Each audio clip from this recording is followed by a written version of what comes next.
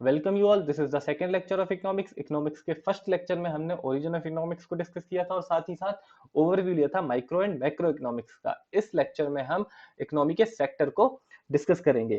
काफी इंपॉर्टेंट और easy topic है। इस टॉपिक को समझने के लिए प्लीज इस पिक्चर को देखिए। इस पिक्चर में आप देखेंगे कि कुछ लोग गुड्स का प्रोडक्शन कर रहे हैं, गुड्स को उगा रहे हैं, वहीं कुछ लोग गुड्स को तैयार कर रहे हैं और साथ ही साथ यहाँ पर कुछ लोग गुड्स को बेच रहे हैं, सेल कर रहे हैं। और ये सारी की सारी एक्टिविटीज हमारे आसपास हमेशा होती रहती हैं। तो इसी एक्टिविटीज को समझने के लिए, इन सारी की सारी एक्टिविटीज को समझने के लिए हम इन एक्टिविटीज की ग्रुपिंग करते हैं और यही ग्रुप्स कहलाते हैं सेक्टर, सेक्टर ऑफ इकोनॉमी। तो इन्हीं इकोनॉमिकल एक्टिविटीज के बेसिस पे हमने इकोनॉमी को 3 सेक्टर में बांटा है: primary sector, secondary sector and tertiary sector.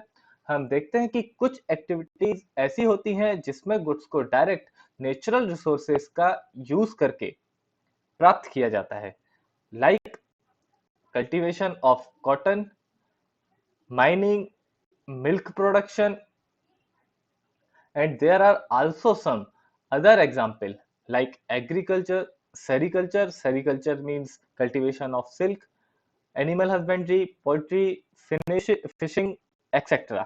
तो जिस सेक्टर में नेचुरल रिसोर्सेज को डायरेक्ट यूज करके नेचुरल प्रोडक्ट को प्रोड्यूस किया जाता है, उस सेक्टर को प्राइमरी सेक्टर कहते हैं।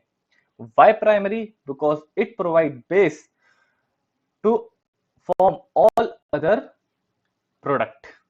यह सेक्टर सारे सेक्टर्स को कच्चा माल मतलब कि रॉ मटेरियल प्रोवाइड करता है।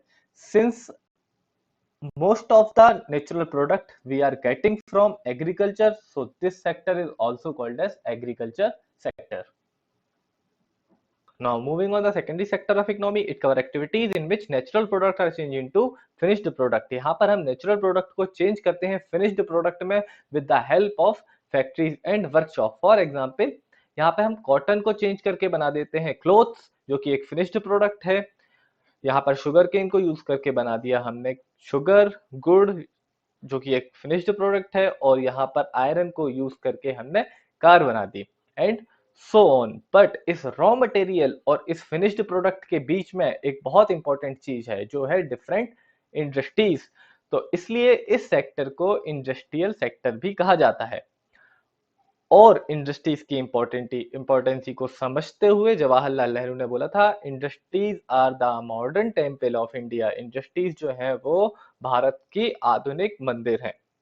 काफी इंपॉर्टेंट है, ये कई बार पूछा गया है कि ये किसने बोला था, ये कथन सॉरी, ये वाला कथन। Now next and final sector is tertiary sector.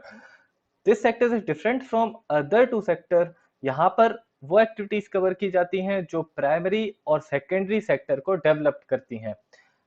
They don't produce good but support product. For example, product जो प्राइमरी और सेकेंडरी सेक्टर में प्रोड्यूस हुआ है उसे रिटेल शॉप या होलसेल शॉप तक ट्रांसपोर्ट करना भी जरूरी होता है, कम्युनिकेशन भी हमें जरूरी होता है, और साथ ही साथ बैंक से लोन लेना भी जरूरी होता है हमें ट्रेड और प्रोडक्शन के लिए।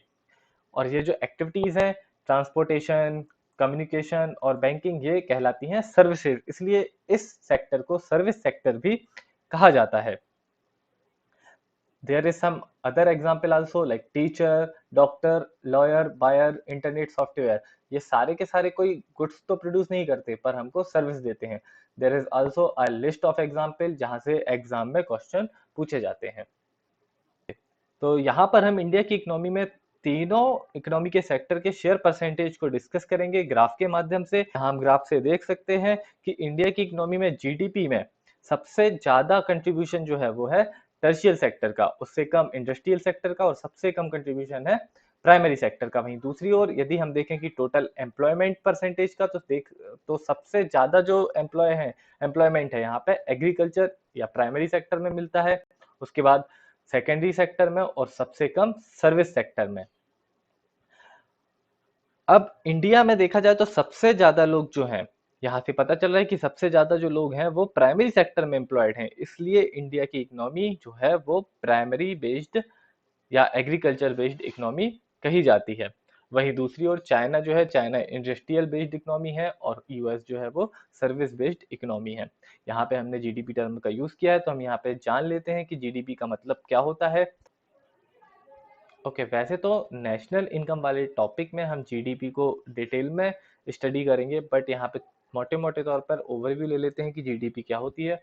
तो जीडीपी जो होती है वो किसी कंट्री के तीनों सेक्टर के टोटल प्रोडक्शन की वैल्यू होती है in any particular year, is called as gross domestic product of a country. GDP show how big the economy is. GDP बताती है, दिखाती है कि उस देश की इकोनॉमी कितनी बड़ी है। Thank you very much for watching this video. Next lecture में हम इकोनॉमी की क्लासिफिकेशन को पढ़ेंगे कि जैसे कि वो कैपिटलिस्ट इकोनॉमी, सोशलिस्ट इकोनॉमी और मिक्स्ड इकोनॉमी। उसके बाद हम माइक्रो इकोनॉमिक्स को चालू कर देंगे। तब तक के लिए अपना और अपनों का बहुत ख्याल रखिए। धन्यवाद।